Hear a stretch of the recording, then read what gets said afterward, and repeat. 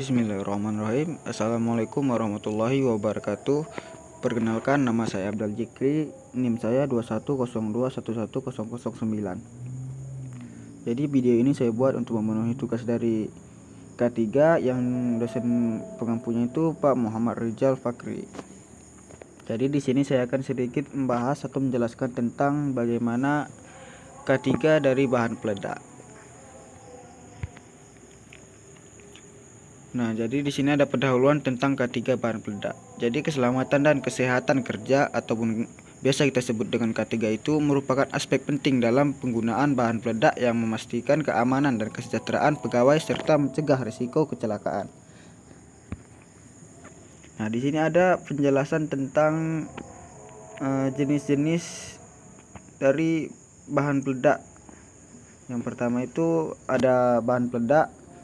Nah, di sini definisi dari bahan peledak dan bagaimana mereka bekerja secara kimia dan fisik.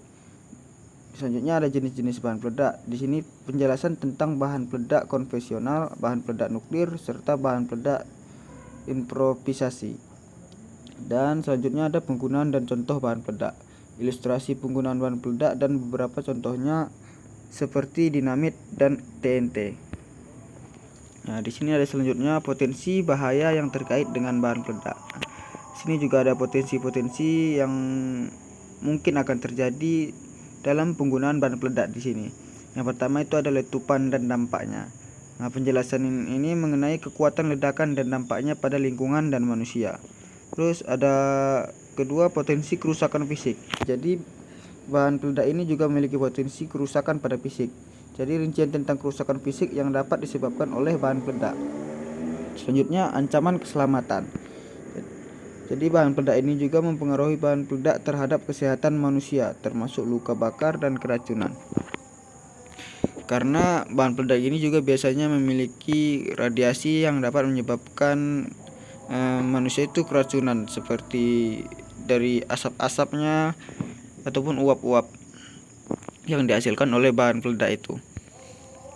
Nah, di sini ada selanjutnya pengendalian dan manajemen risiko bahan peledak.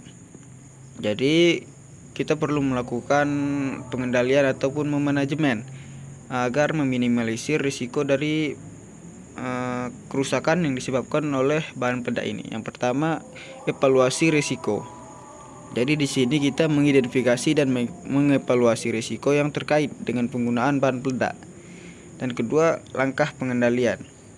Terus kita di sini menerapkan langkah-langkah pengendalian risiko seperti pelatihan pekerja dan penggunaan peralatan pelindung diri. Nah, di sini di langkah kedua ini kita bisa melakukan seperti pelatihan kepada anggota-anggota karyawan yang akan bekerja dan akan memberikan wawasan atau penjelasan tentang bagaimana langkah-langkah yang aman dalam pengerjaan bahan peledak ini, dan juga akan diberikan alat pelindung diri yang sesuai dengan pekerjaan mereka.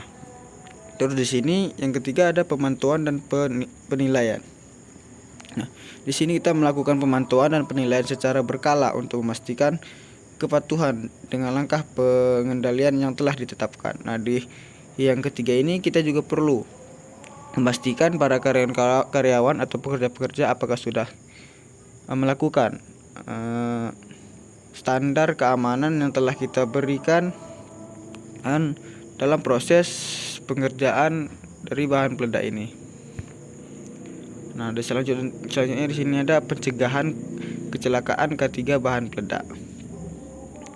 Di sini kita bisa mungkin mencegah atau meminimalisir tentang kecelakaan dalam bahan peledak. Yang pertama, perancangan dan pelaksanaan. Di sini kita mengembangkan rencana aksi dan melakukan prosedur pencegahan kecelakaan yang efektif. Dan yang kedua, identifikasi dan tandai.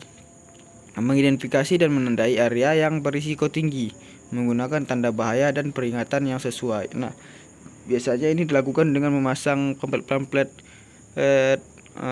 peringatan di setiap kawasan-kawasan, di mana kawasan yang mungkin tidak boleh ada percikan api ataupun kawasan-kawasan tidak boleh ada gesekan fisik. Nah, itu perlu kita pasang pamflet peringatan. Selanjutnya evakuasi darurat. Nah, di sini juga perlu mengatur jalur evakuasi yang jelas dan mendidik pegawai mengenai prosedur evakuasi darurat. Nah, ini juga mungkin kita perlu di tempat pekerjaan bahan peledak ini memahami pamflet yang jelas, di mana jalur masuk, di mana jalur evakuasi para pegawai jika terjadi ada potensi ledakan yang disebabkan oleh bahan peledak, di mana tempat titik kumpul yang aman agar semuanya teratur. Nah, di sini ada langkah-langkah tanggap darurat jika terjadi kecelakaan. Jika sudah terjadi, ada potensi dari bahan peledak itu akan meledak yang akan menyebabkan kecelakaan fisik bagi para pegawai. Di sini kita ada langkah-langkah tanggap ataupun langkah-langkah awal darurat jika terjadi kecelakaan. Yang pertama itu penanggulangan pertama. Nah, di sini langkah pertama yang harus diambil untuk memastikan keselamatan dan meminimalisir kerusakan lebih lanjut. Yang kedua, panggilan darurat. Kontak nomor darurat dan menghubungi petugas K3 dan tim pemadam kebakaran jika diperlukan. Dan yang ketiga, penanganan korban dan identifikasi penyebab. Nah, pemberian pertolongan berbasis khusus dan identifikasi penyebab kecelakaan untuk mencegah kejadian serupa di masa depan. Nah, ini juga penting ketika sudah terjadi hal-hal yang tidak kita inginkan. Nah, kita perlu, yang pertama itu kita harus memberikan penanganan yang baik kepada korban kecelakaan kerja. Terus kita perlu mengidentifikasi kenapa ataupun apa penyebab dari kecelakaan yang telah terjadi, agar kita bisa mengevaluasi agar tidak terjadi untuk kedepannya. Nah, jadi di sini ada kesimpulan dan tindakan yang diperlukan. Ketiga, bahan peledak merupakan bagian penting dalam penggunaan bahan peledak. Jadi upaya pencegahan, pengendalian risiko, dan penanganan kecelakaan yang tepat sangatlah penting untuk keamanan dan kesejahteraan. Jadi mungkin itu sedikit penjelasan saya tentang bagaimana jenis-jenis ketiga bahan peledak, bagaimana tanggapan awal ketika sudah terjadi kecelakaan bahan peledak. Semoga apa yang saya sampaikan dapat menambah wawasan kita semua. Lebih dan kurangnya saya akhiri. Assalamualaikum warahmatullahi wabarakatuh.